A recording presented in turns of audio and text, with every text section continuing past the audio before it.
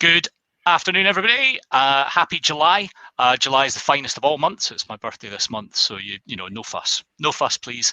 And welcome to the 15th Home Games that we've done since this thing started. And I guess some of you are no longer kind of stuck at home and all that kind of thing. Scotland's a little bit further behind you, as you know.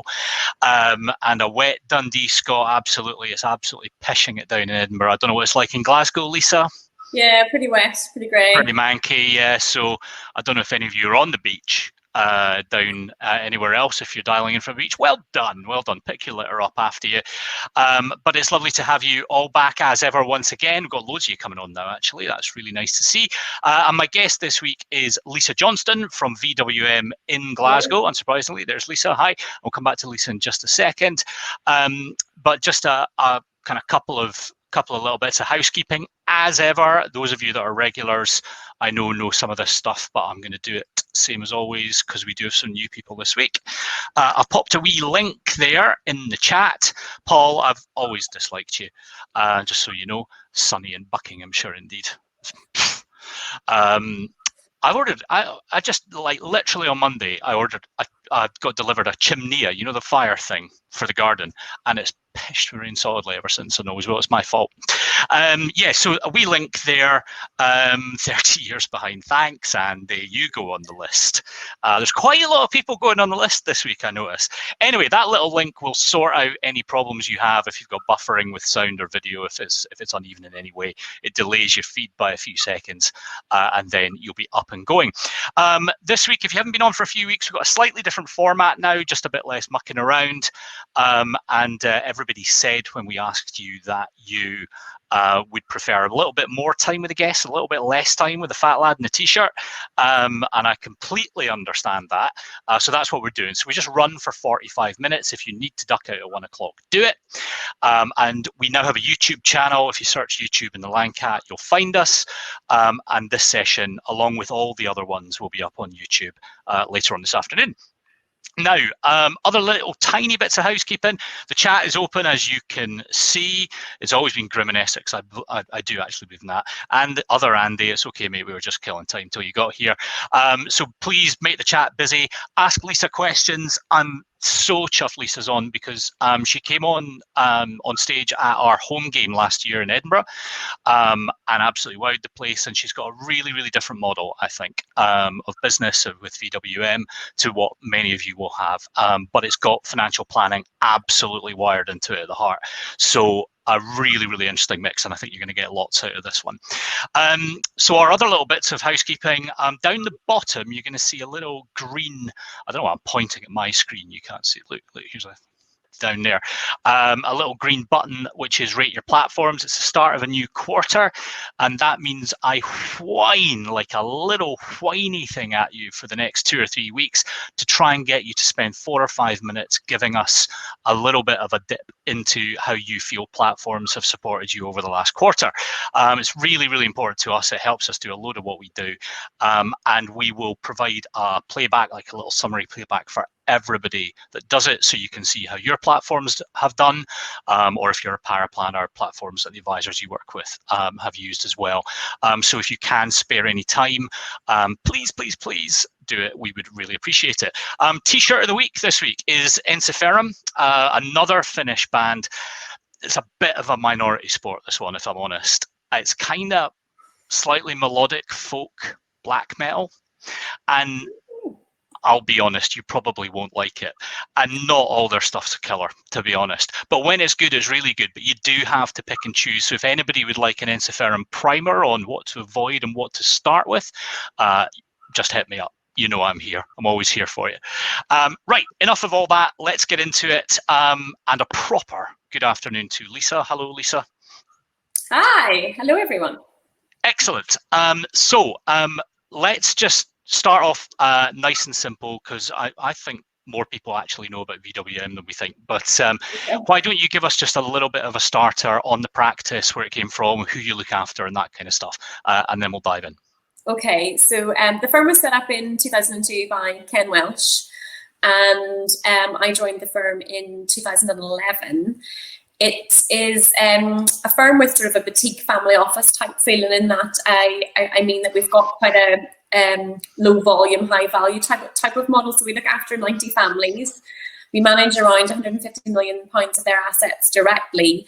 And I sort of went on a trajectory there between 2011 and now, from power planner, advisor, director, and did an MBO of the firm in January 2019 last year, along with my colleagues Graham and David.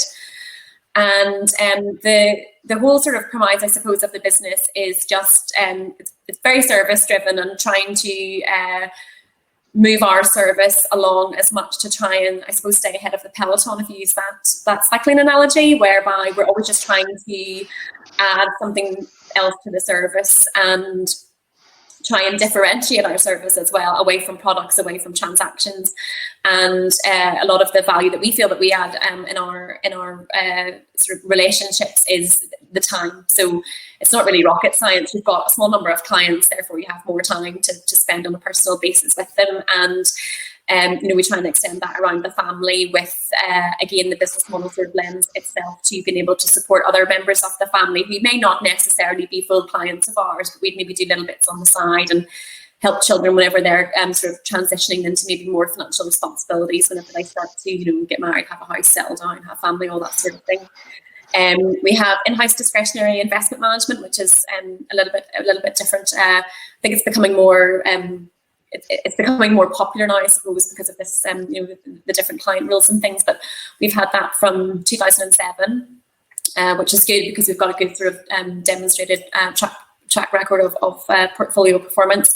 It's probably about 50-50 trackers and active funds. We are not in the sort of religious tribe of one or the other. We're more, I suppose, agnostic. So we don't really care if the return comes from the actives or the passives. We just want the return.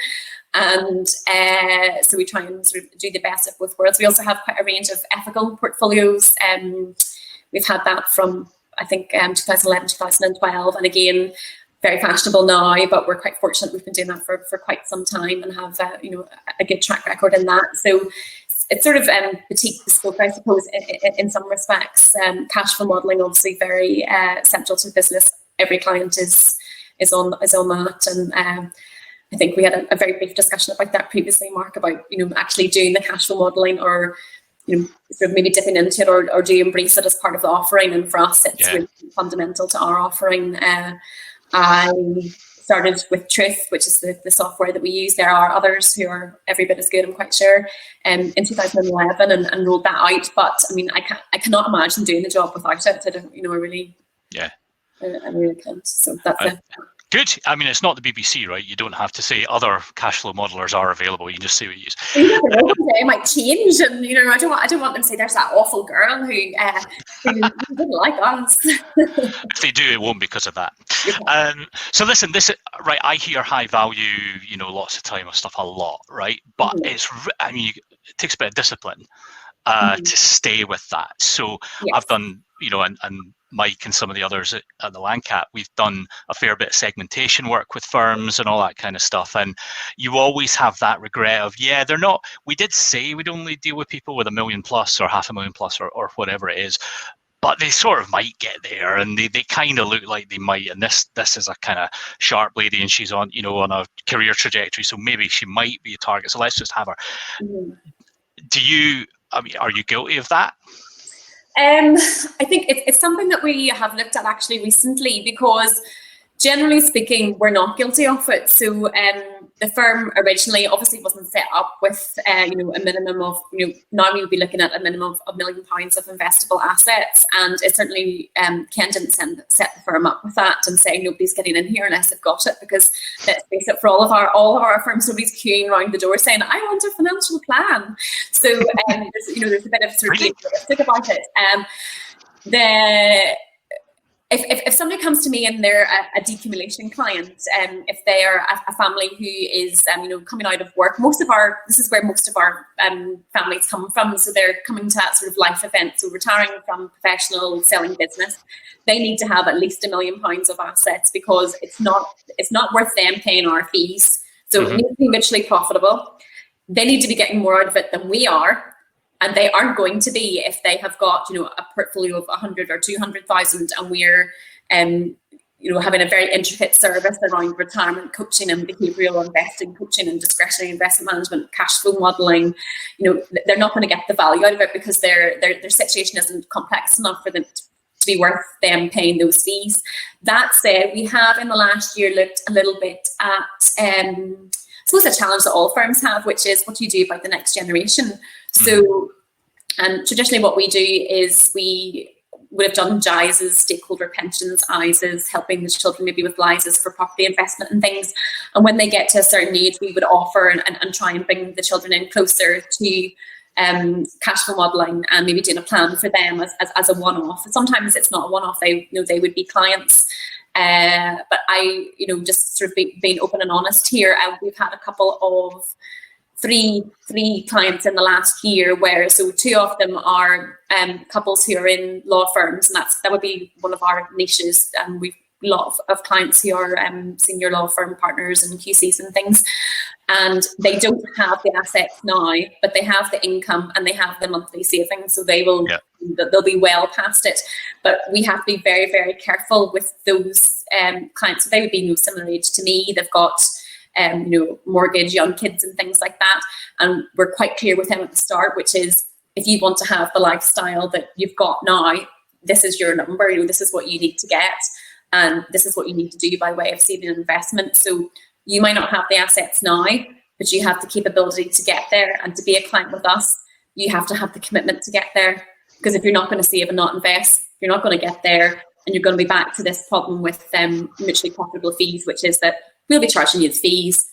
You're not doing any of the reciprocal work, so you're not getting any value. Don't want that. So it's never happened that we've taken somebody on who's younger and doesn't yet have those assets, but we can see that they've got the potential and they haven't done it.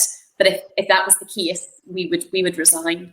I had there was a family we worked with, this is going back quite a few years, who had quite a lot of assets actually with us, and it was to do with a life insurance payout. But then they spent it all, and they only had about £100,000 left in their portfolio. So we said, look, you're not getting value out of this at all. This isn't you're not going to feel sitting on the other side of the table that you're getting the value. So we're quite strict about it, but it's hard, you know. And if we go back, you know, quite a few years ago, whenever Ken moved the threshold from 500 to 1 million, you know, sometimes we say no to clients. You know, I think we were speaking not so long ago, and maybe a client of 600,000, 700,000, 800,000, and I, you know, if they're in their 60s and their 70s and they're decumulating, I would say no. And that's you know, good, bad, and different, right or wrong. Everybody will have their own opinions on that, but we're very protective of our model, because if we dilute the model, then the service to the existing families is diluted, and that has to be protected at all costs as far as we're concerned. Yeah, so first of all, I mean, that takes guts, right? I think most firms, someone that comes at them with 600-700 grand would say, well, even if we'd quite like you to be richer than that, that's a decent sized pot, we can do something with it, we can diversify it, it's big enough to do some work. But to say no, I think at that kind of level is very, very unusual. So that's interesting. And Paul is asking, how are you segmenting clients on the basis that just portfolio size is a bit of a funny way to do that in terms of needs, you know, because the needs of somebody with 2 million might be much simpler than somebody with a 700,000 or 800,000 very complex family situation, I suppose. He says he did hear the other day of a firm who said they had just one segment, so maybe you're the same. So how does that work for you? Yeah, I mean, sort of go back to that prod regulation. We were always not as stringent as prod was, to be fair. That was quite a useful exercise for us, but we had always segmented the client based on life stage rather than the money, because you know, as an example, you know, a family comes to you and they're a new family and they're approaching their retirement event or stepping away from a business, whatever it is. So we do retirement coaching. Now, that is something that's really, really quite specific to a certain stage in life, which is not age related, and it's not really related to whether you've got 1 million or 3 million. And we always segmented our service really based on what the service was that the person needed at the time. And the pod rules came along and just really forced us to document that, because I'll be honest, it was a bit more of a instinctive thing where, you're sitting down with somebody and you pull in the various parts of that you feel are merited. I think where we're maybe fortunate is that we've got different sort of strings to our bow at those different life stages, and we don't charge extra for them. We just use them when they're needed.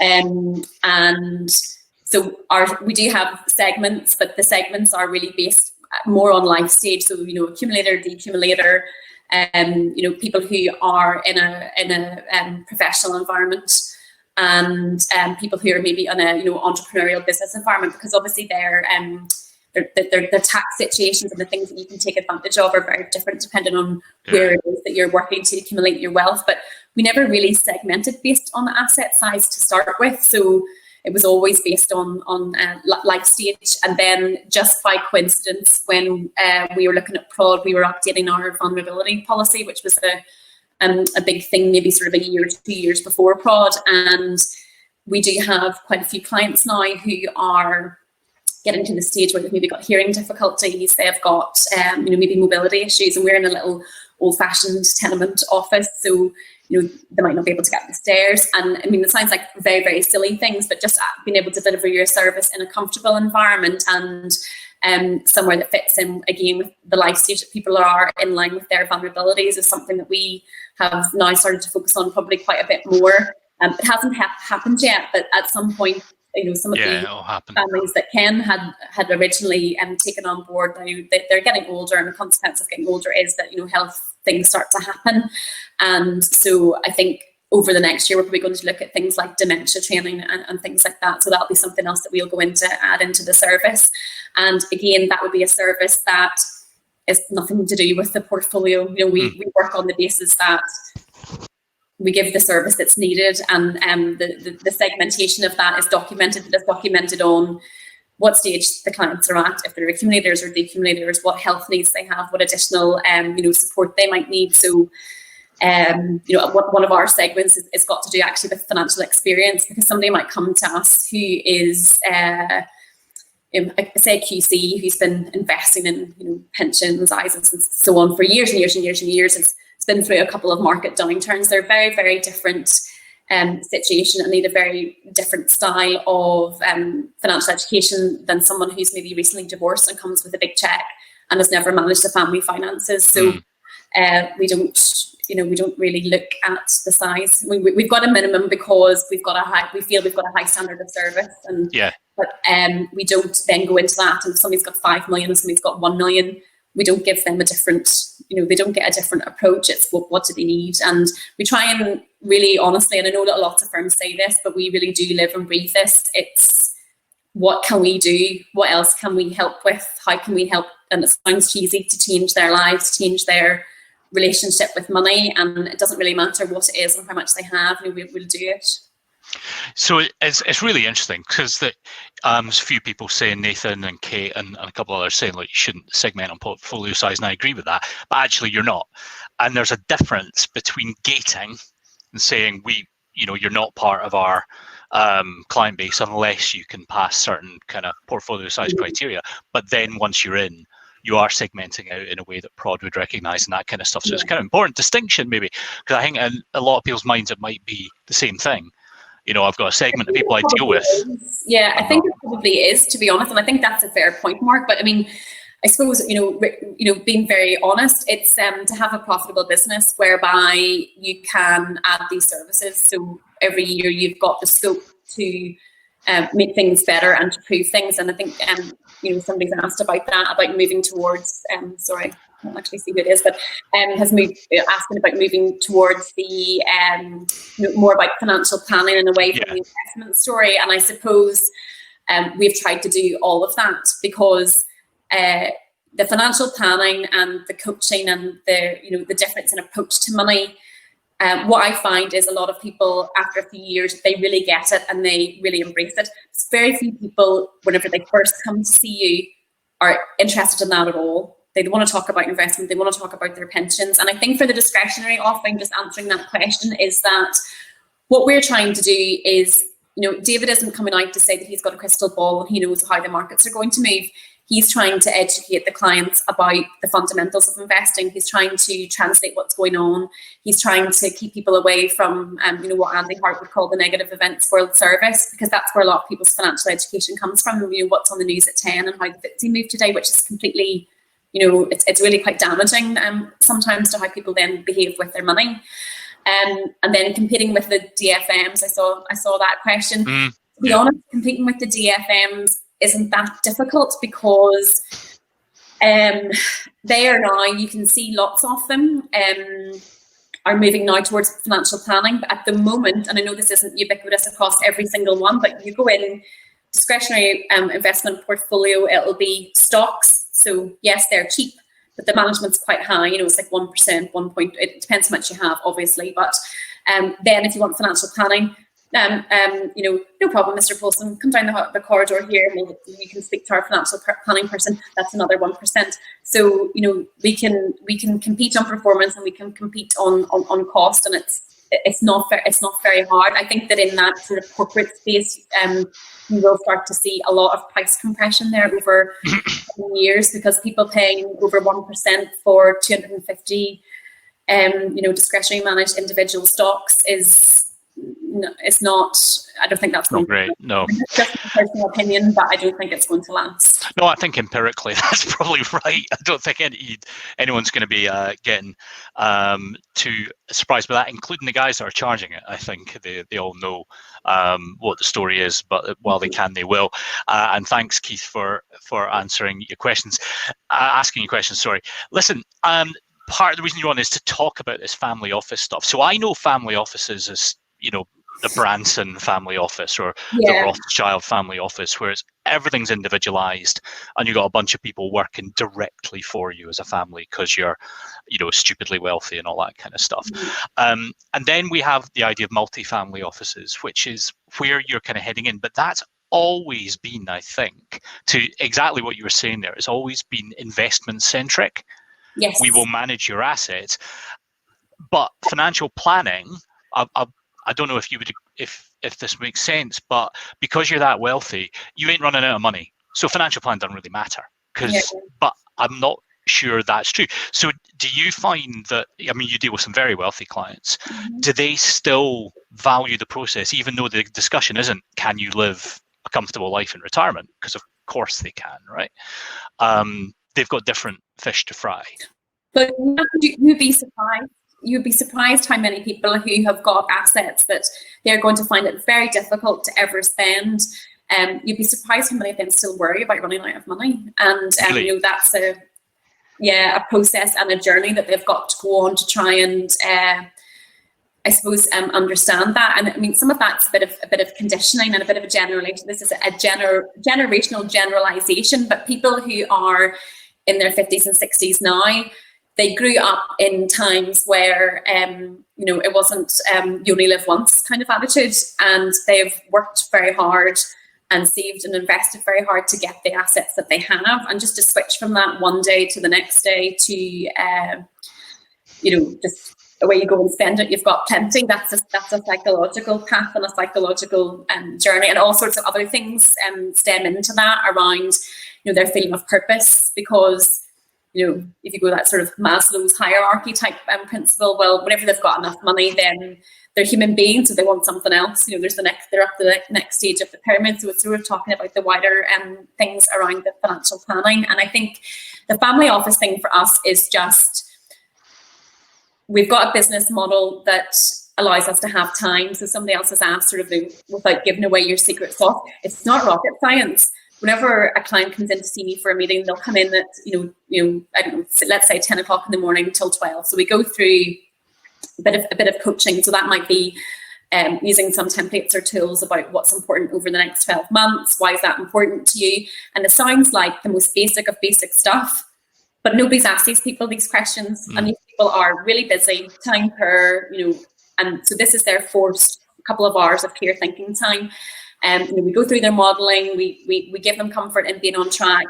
For the people who have got too much money, then the financial planning is about encouraging them to spend it or gift it or set up trusts or insure it, whatever the recommendation is. But it's trying to get them to make that decision, because if you don't have that constant accountability, so we would see ourselves as an accountability partner, before they know it, they're 90, they haven't given anything away, and they're thinking, I wish I'd done this, I wish I'd spent that, I wish I'd gone on the first class flight, I wish I'd helped my children when they were in their 20s and 30s and needed the money. They're 60 now. I mean, don't get me wrong, they'll be happy to get the money, but it's not when it would have helped them.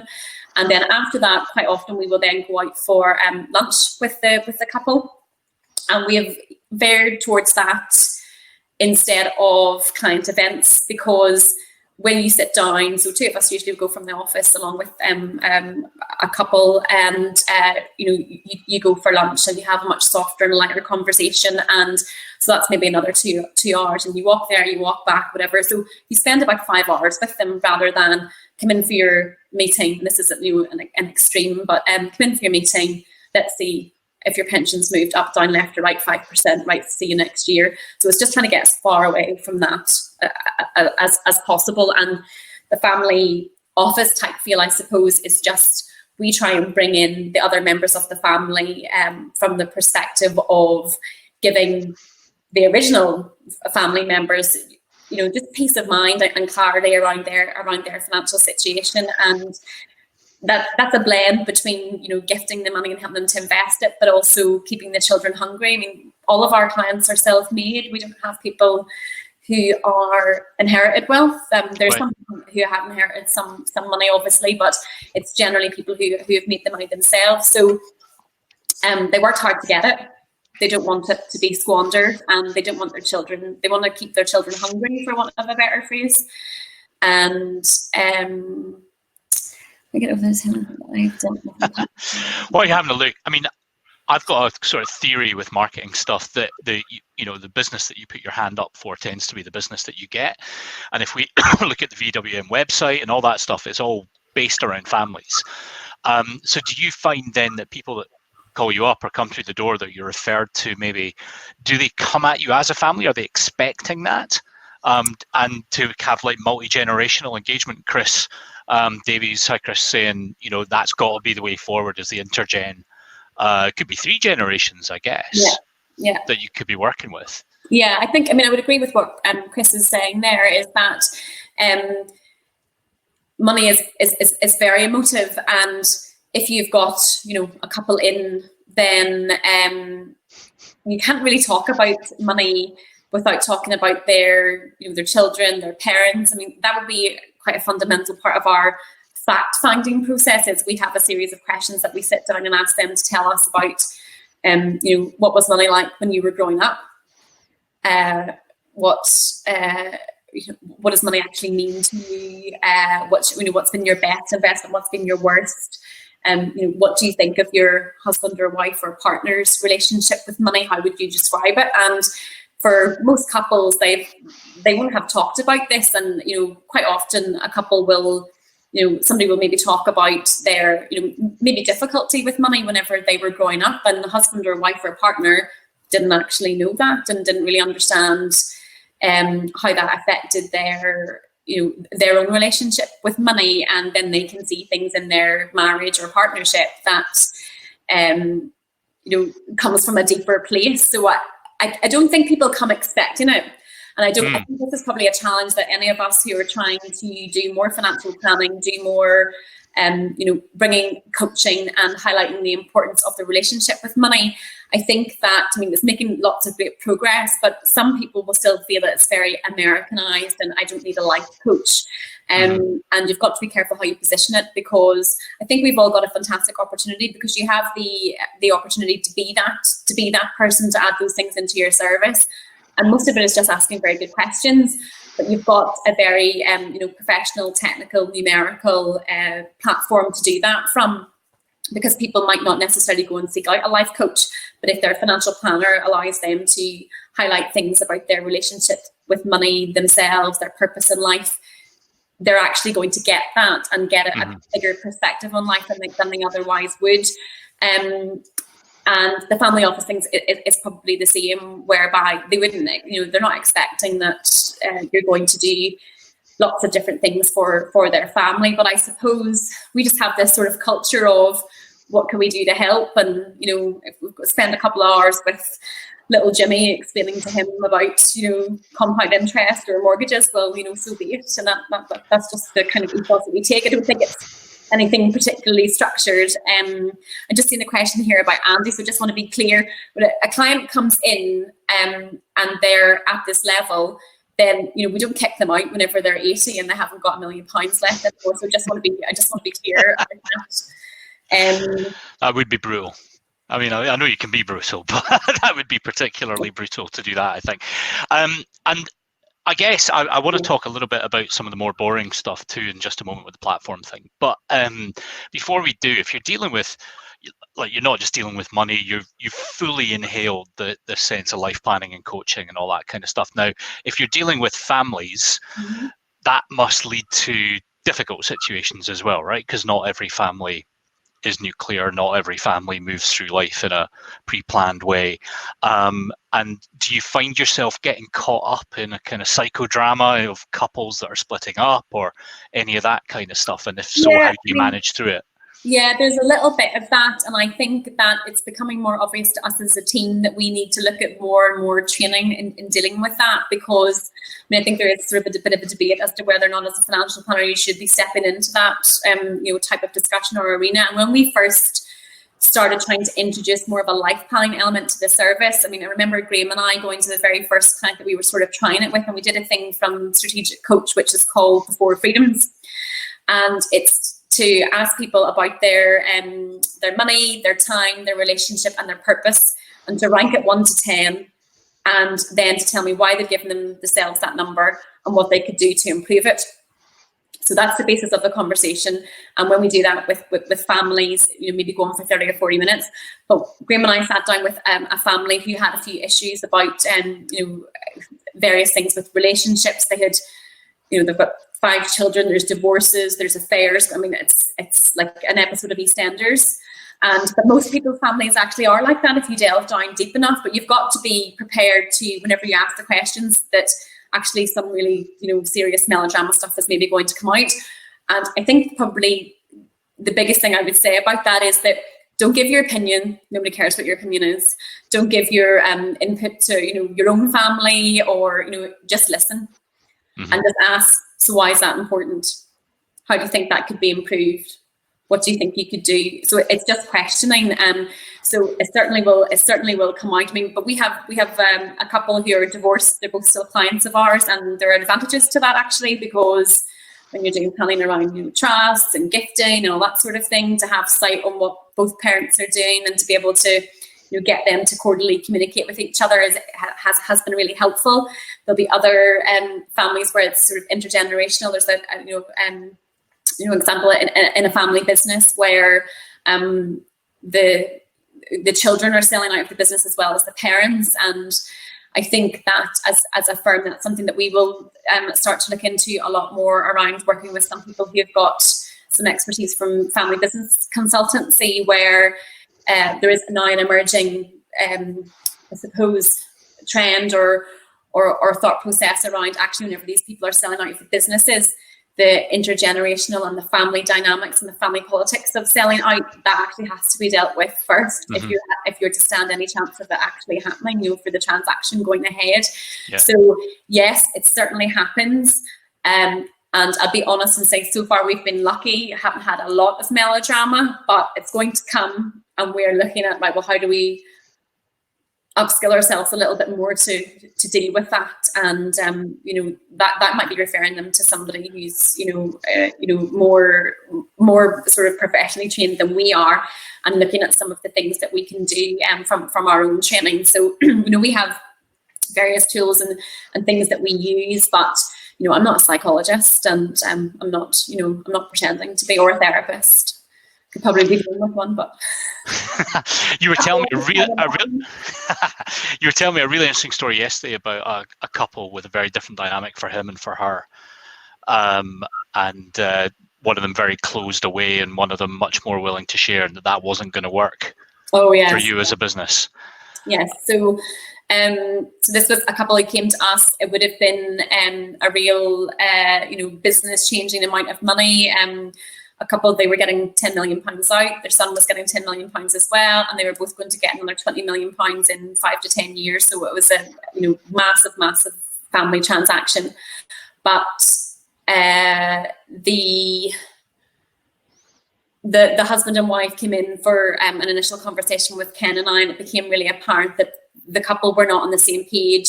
I think the marriage was unfortunately a function of financial situation, in that they couldn't divorce because it would be too pricey to do so, and the husband had warned us that the wife and him weren't really on the same playing field, I guess. And whenever we asked the wife about her situation, and that obviously it's very important for us to be able to look at tax, for example, and to make sure that any efficiencies are being used there, and the opportunities, and would you be willing to share that information with us and give us a little background about it? And just said no. And I really remember Ken saying, well, do you have an accountant that we could perhaps speak to, you could put us in touch with, and we could look at it on that basis. Do you have a family accountant? And she said, I'm sorted out in that area. So she wouldn't even tell us if she had an accountant or not, and she must have because of her wealth, obviously. But we were just like, no, this isn't for us. This isn't for us. And we didn't, it didn't go any further. And it was a really, really, the marriage, I think, was broken, but more than that, they just weren't willing to be open about their financial circumstances to each other, never mind to us. So we can't help people who aren't open. It's got to be, this is like a real buzzword about values, but if you don't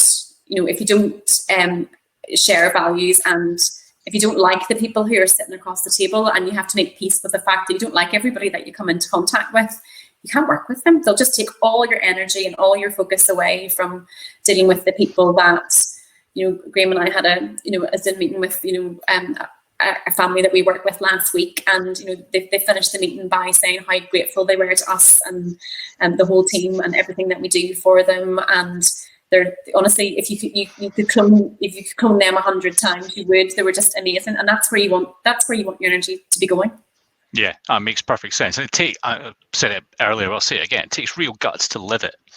I think most firms, have learned to say, well, we work with this kind of people, that kind of people, and all the coaching and the business consultancy stuff that I know you've been through and lots of others have been through.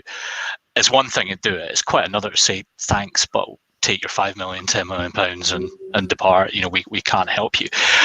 Let's talk about some more boring stuff just for a little minute, because one of the interesting things about VWM, and one of the reasons that I think we kind of first talked, was you don't use straight up advised retail platforms, do you? You've got a different approach in terms of how you run the money. So can you take us through how you do that very briefly? Yeah, so we use institutional custodian, Pershing, and we started using them in 2011.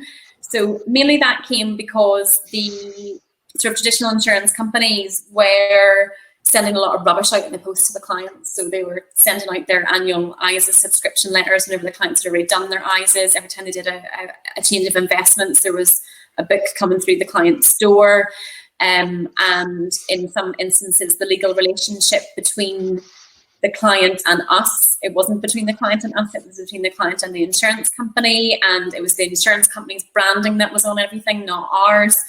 And Ken met somebody from Pershing at a business conference, and it sort of grew from there. And I think we discussed this a little bit yesterday, Mark, that at that time, when into 2012, 2013, there was all the big debate about rebates on share classes and different types of share classes that certain people had access to, and that should you be able to use your economies of scale, should you not, all that sort of stuff. Because we were using an institutional custodian, we were in the Z share classes all the way through, and we didn't have any of these rebates, so it was looking like they were going to be taxed. Didn't matter because we didn't have them.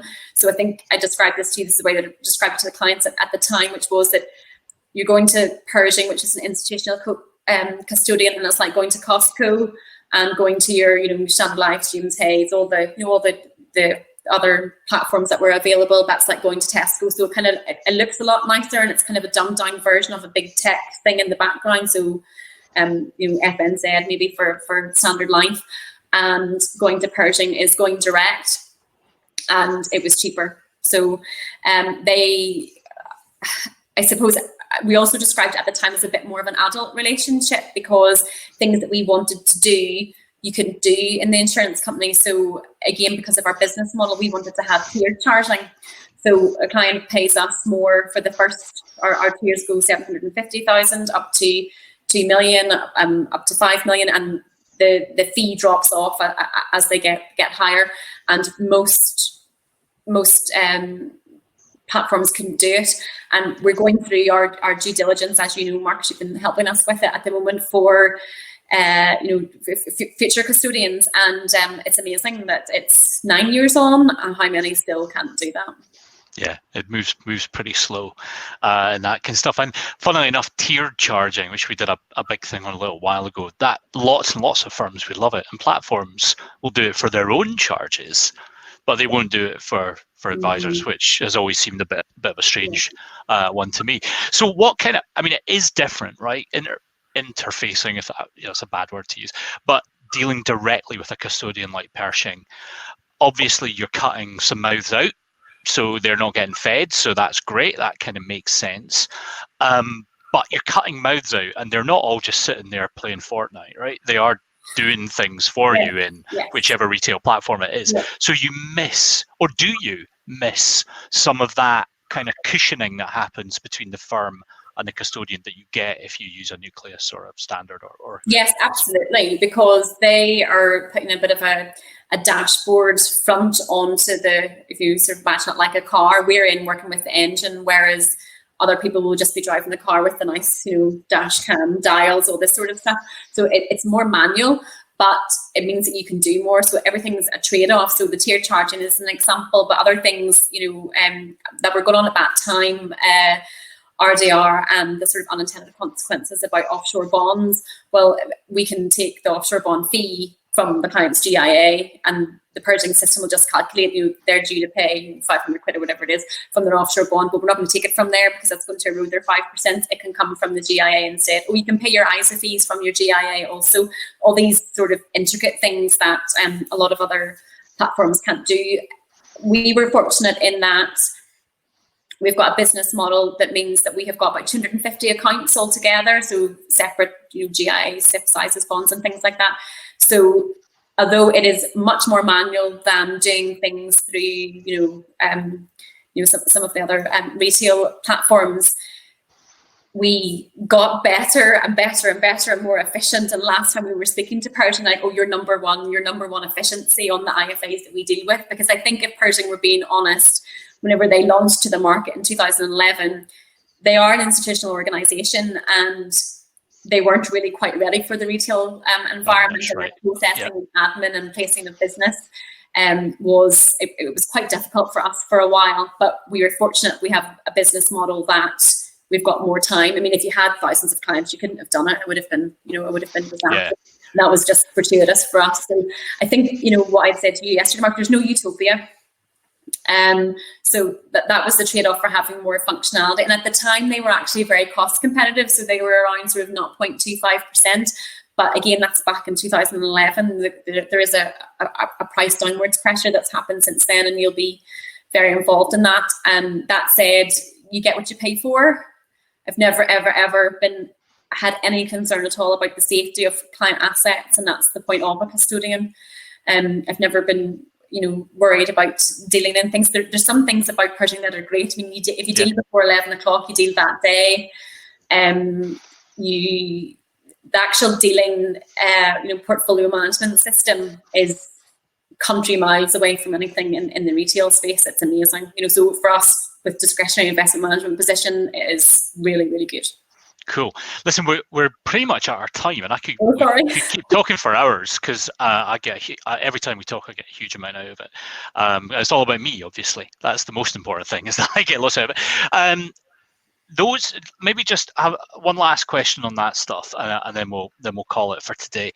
So if firms are looking at this, because we get contacted a lot now with firms saying, listen up, I'm bored with all the retail stuff and I'm interested in these kind of institutional type offerings, and there's more and more of them out there. We've had a couple on the show before. We've had Maltese on, and then there's guys like Hubwise and loads of people in that quasi kind of space.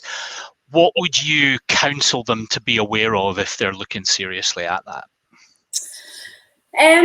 I suppose my main gripes are based on my own experience, and the gripes have been being quite administratively heavy at the start. Now, Persian have sort of come on from that, and I think sometimes you moan about where you are because you think the grass is always greener. And I told you this yesterday as well, Mark, that we had a Section 32 that we had to do recently, and can't do that in Persian. So it was with an insurance company retail platform, and they had 8 application forms to do it. And I was thinking, actually, is this administration that we're having to do that bad? Because this other crap is still going on out there in 2020. I just find that absolutely bizarre. I suppose the thing I would say that you've got to look for is don't be in a race to the bottom. The cheapest price. If somebody's offering you maybe like 10 basis points, maybe cheap for a reason. So looking at, and particular thing for us whenever we've been looking recently is looking under the bonnet at counterparties, because there are some platforms that again, Persian's a good example here. So they are backed by BNY Mellon in New York, but they are licensed to trade as an organization, and how you can do your due diligence and thing on them as a trading UK-based company. Whereas there was another offering that we had looked at, and actually they're American based, but they don't actually have registration here. They've got counterparties, and whenever you looked under the bonnet, the counterparties were, I think, Funds Network and someone else, can't remember who it was. And at the time we were looking, it was Funds Network were having this awful time with some of their technology. I think it was it Funds Network that went into Aegon? Co-funds. Co-funds, yes, that's the other one, co-funds. Yeah. So it was Funds Network and co-funds. And so I think the thing to be looking out for, I would say, is make sure that whenever you're dealing with them, that it's them you're dealing with, who's actually powering the thing underneath, who is the counterparty, who's actually taking the financial risk as the registered entity. And, try and get a trial. It's the same as the CRMs, which is another area that we're always looking at. You need to let them get you in and see what it looks like to actually use it day to day, because they come into the office and they show you their nice, wonderful offering, and they leave out the bad bits. I mean, they're trying to sell the thing, you can't blame them, but you need to have sort of the cop on to know that, and to say, right, well, actually I want to can you put a case on? And whenever we're doing it, I'm looking and say, right, well, I'm just going to move my pension to it. Then can you put that onto one of your trial things and see, so we can have a look at it. And I think the other thing is, as well, is just trying to have a look at what's underneath. So as an example, we're looking at Maltese at the moment, and we spoke to a guy from there a couple of weeks ago, did a Zoom call, and before this lockdown, he was like, we'll come down to the office, come and have a look around, see the different sections, see how the new business is processed. And I thought, isn't that really actually quite refreshing that you are keen to let people see how you do the process, like how is your business run, so that whenever you're working together, that it works. And it sounds so simple, but not everyone has that approach. And I think quite a lot of possibilities for us were ruled out because there was no tiered charging. And I think that there's one firm in particular that I was really quite keen to look, to really look at going with, and they couldn't do the tiered charging and they were off the list. And I thought, this is really unfortunate, because on all of the other areas they were great. They were really, really good. But if you need it, you need it, and that's the thing. Listen, we had better call it there, because you need to go for a sandwich at least. I think it's amazing. We're really, really lucky to have had you on. And I would suggest, for those of you that have stayed on, this is one that's worth kind of watching back, because there's just so much going on inside this firm that takes this different approach, really sticks to it, and doesn't just, do the same thing. They actually follow it through in the back office and in the kind of kit that they use. So great firm and a wonderful guest. Thank you very, very much indeed, Lisa. And that's a total pleasure. For questions. If anybody has any questions, feel free to look me up and send me an email or call me. I think I answered some, but maybe not all. But you can. That's cool. Thanks so much for having me. Oh, that's a total pleasure. Always a pleasure. Come back another time. Next week, we're going to get into the value of advice. And one of the guys Ben from Portfolio Metrics is going to be coming on. They just done a value of advice paper looking at how valuable is advice. I'm going to go ahead and guess that it's not very valuable at all, and that we should all just go and do something else. I'm assuming that's what the paper will say anyway, or maybe not. So Ben from Portfolio Metrics next week. My usual plea, if you are in this sector and you're doing all right, as I think most of us are, and you feel you have a couple of quid spare in your pocket and you've enjoyed these sessions, we would love you to look kindly on the Samaritans, which is the Landcats House charity. Do please as well spend a few minutes rating your platforms. It means the world to us if you can. And otherwise, that's it. Thank you very much once again. Mike Barrett will be your host next week because I'm going to have a week off. And I wish you a brilliant week. Landcat out.